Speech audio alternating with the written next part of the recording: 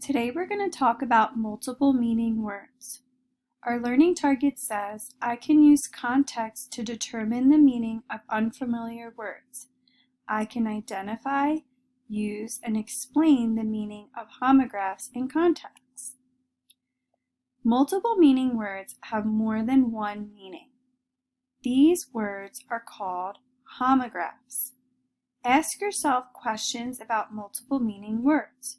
Use context clues to figure out the word's meaning. For example, the word fly.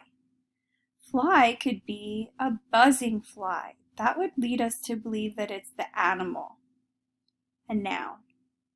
Birds fly south. Fly can also be a verb. We use the clues birds and south to help us know that it's this type of fly. Let's look at some more examples. Put a pretty bow on the present. Pretty and on the present helps us know that this is a bow for a present, a ribbon. The children bow to the audience when they clap. So the bow is when at the end of a show, when someone is clapping for you, you may bow to accept their applause. So the children and audience help us know about the word bow in this context.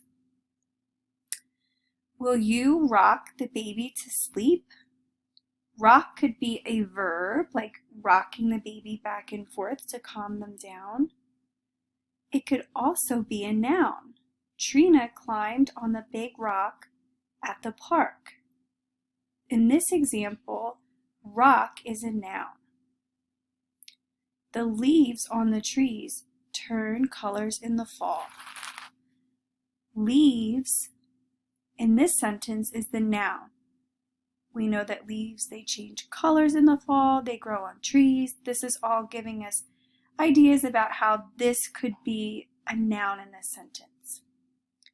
Mr. Kendall leaves his house to go to work. In this sentence, leaves is a verb. It's an action that he's doing.